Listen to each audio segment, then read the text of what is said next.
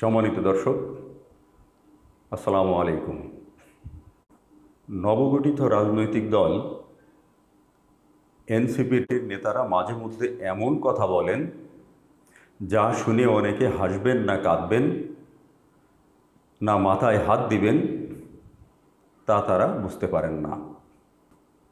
ঠিক তেমনিভাবে তরুণদের নিয়ে গঠিত এই দলটির তরুণ নেতারা মাঝে মাঝে এমন কথা বলেন যা শুনে অনেকের আঁতে ঘা লাগে।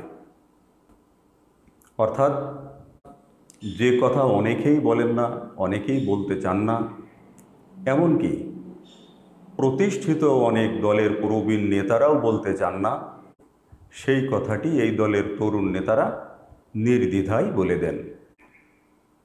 তাদের সেই সমস্ত কথা এমনভাবে আলোচনার স্থান দখল করে নেয় যে একদিন দুদিন নয়, দিনের পর দিন তা আলোচনার টেবিলে শীর্ষ স্থানেই থাকে। এই যেমন ধরুন, এনসিপির মুখ্য সমন্বয়ক নাসির উদ্দিন পাটোয়ারি গত 22শে সেপ্টেম্বর বলেছিলেন যে এনসিপি জরিপ করে দেখেছে আগামী জাতীয় সংসদ নির্বাচনে তারা কমপক্ষে 150 আসন লাভ করবেন। তিনি যখন একথা বললেন তখন সেখানে উপস্থিত সাংবাদিকরা মুখ চাওয়াচাই শুরু করে দিলেন। অর্থাৎ তারা বোঝাতে চাইলেন এনসিপি যদি 150 আসন পায় তাহলে বাংলাদেশের অন্য দলগুলো কয়টি আসন পাবে? সেখানে জামাত ইসলামী রয়েছে এবং বিএনপির মতো অত্যন্ত জনপ্রিয় এবং বৃহৎ একটি দল রয়েছে। তো এনসিপি যদি 150 আসন পায় তাহলে তারা কয়টি আসন পাবে? যাই হোক, এক পর্যায়ে সাংবাদিকরা এই প্রশ্ন তাকে করলেন, বলেন আপনারা যদি 150 আসন পান তাহলে বিএনপি কয়টি আসন পাবে? জনাব পাটোয়ারি প্রথমে বললেন তারা কয়টি আসন পাবে তা তো আমি জানি না, আমার ধারণা আগামী নির্বাচনে বিএনপি 50 থেকে 100টি আসন পেতে পারে। তো তার এই বক্তব্য যখন বিভিন্ন প্রচার মাধ্যমে আসলো তখন অনেকে হাসি তামাশা শুরু করে দিলেন। কেউ কেউ মাথায় হাত দিলেন, বললেন হায় আল্লাহ, এ কি!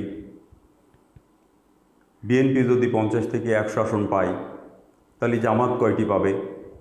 এনসিপি যদি 150 আসন পায় তাহলে অন্য দলগুলো কোথায় যাবে? তারা কি একটি আসনও পাবে না?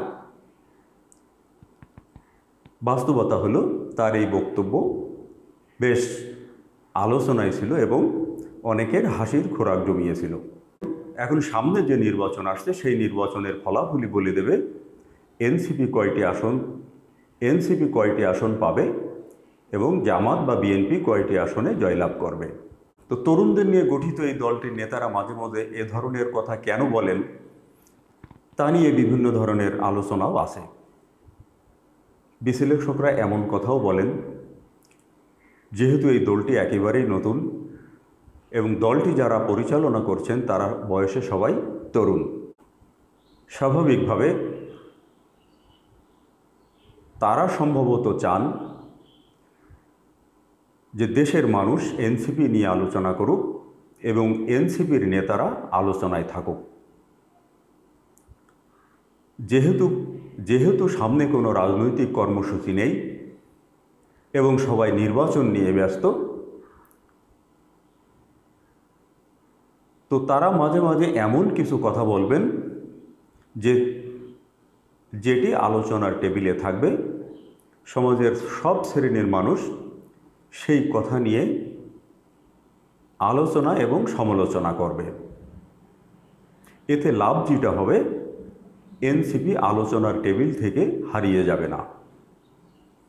অর্থাৎ সবসময় তারা আলোচনার মধ্যেই থাকবেন। অনেক সময় কোনো নেতিবাচক কর্মকাণ্ডও অনেককে এবং অনেক বিষয়কে আলোচনায় রাখে এবং সেই আলোচনার মাধ্যমেই তারা সরব থাকেন। তবে বাস্তবতা কি, সেটি এনসিপির নেতারাই কেবল বলতে পারবেন। তবে তাদের সব আলোচনায় যে হাস্যরসের সৃষ্টি করে, বাস্তবতাটা কিন্তু সেটিও নয়। এনসিপির তরুণ নেতারা মাঝে মাঝে এমন কথা বলেন, সত্যি সত্যি চারিদিকে তা নিয়ে শোরগোল পড়ে যায়। এমনকি অনেকে তাদের বাহবাও দিয়ে থাকেন। চক্ষু লজ্জায় হোক, পরিস্থিতিগত কারণে হোক, দেশের বড় বড় রাজনৈতিক দল এবং সেই সমস্ত দলের শীর্ষ পর্যায়ের নেতারা যে সমস্ত কথা বলতে ভয় পান বা দ্বিধাদ্বন্দ্বে থাকেন, কুণ্ঠাবোধ করেন, আমরা দেখেছি এনসিপির তরুণ নেতারা নির্দ্বিধায় সেই সমস্ত কথাগুলো বলে আসছেন। এবং এই সমস্ত কথাগুলো যে বলা জরুরিও, তারও বাস্তবতা রয়েছে। এই ধরুন, এই দলের অত্যন্ত জনপ্রিয় এবং অপর তরুণ নেতা সার্জিস আলম নির্বাচন কমিশন আগামী নির্বাচনকে সামনে রেখে যে প্রতীক বরাদ্দ করেছে, সেই প্রতীক নিয়ে তিনি একটি বক্তব্য দিয়েছেন। আসন্ন নির্বাচনকে সামনে রেখে নির্বাচন কমিশন প্রার্থীদের মাঝে বরাদ্দ দেওয়ার জন্য যে প্রতীকের তালিকা প্রকাশ করেছেন, সেই তালিকা নিয়ে তিনি কঠোর সমালোচনা করেছেন। এবং তার সমালোচনা যে যৌক্তিক, প্রতীকের যে তালিকা দেওয়া হয়েছে তা নিয়ে যদি বিশ্লেষণ করা যায়, তাহলে জনাব সার্জিস আলমের বক্তব্যে যে যৌক্তিকতা আছে তা সঠিক বলেই বিবেচিত হয়। তাতে মনে হবে জনাব সার্জিস আলম যা বলেছেন সেটিই সঠিক। আমরা সবাই জানি যে এনসিপি দীর্ঘদিন ধরে শাপলাকে তাদের দলীয় প্রতীক হিসেবে দাবি করে আসছে এবং নির্বাচন কমিশন বরাবর তাদের সেই দাবি প্রত্যাখ্যান করছে। নির্বাচন কমিশনের পক্ষ থেকে স্পষ্ট জানিয়ে দেওয়া হয়েছে যে শাপলাকে তারা কোনো দলের পক্ষে বরাদ্দ করবেন না। তাদের এই মনোভাবে হতাশা প্রকাশ করে অথবা ক্ষোভ প্রকাশ করে 5ই অক্টোবর জনাব সার্জিস আলম পঞ্চগড়ে এক বক্তব্যে তিনি বলেছেন, নির্বাচন কমিশন দলীয় প্রতীক হিসেবে এমন কিছু বিষয়কে অন্তর্ভুক্ত করেছেন যা শুনে মানুষের মধ্যে হাস্যরসের সৃষ্টি হয়। তিনি প্রশ্ন তুলে বলেন, হাঁস, মুরগি, বেগুন, বালিশ, খাট, পালঙ্ক এগুলো নির্বাচনের প্রতীক হয় কিভাবে? এই ধরনের বিষয়গুলোকে রাজনৈতিক দলের নির্বাচনী প্রতীক হিসাবে বরাদ্দ করায় তিনি নির্বাচন কমিশনের রুচিবোধ নিয়েও প্রশ্ন তোলেন। এখন জনাব সার্জিস আলমের এই বক্তব্য নিয়ে যদি বিশ্লেষণ করা যায়, তাহলে কিন্তু নির্দ্বিধায় বলা যায় যে তিনি সঠিক কথাই বলেছেন। ব্যক্তিগতভাবে আমার খুব মনে আছে, আমার যদি ভুল না হয় তাহলে সম্ভবত কোনো ইউনিয়ন পরিষদ অথবা গ্রাম্য পর্যায়ের কোনো একটি নির্বাচনে আমার পরিচিত একজনকে হারিকেন প্রতীক দেওয়া হয়েছিল। এবং তিনি যখন ওই প্রতীক নিয়ে নির্বাচনের মাঠে নামেন, তখন তাকে নিয়ে বিভিন্ন ধরনের ব্যঙ্গ করতে থাকেন ভোটাররা।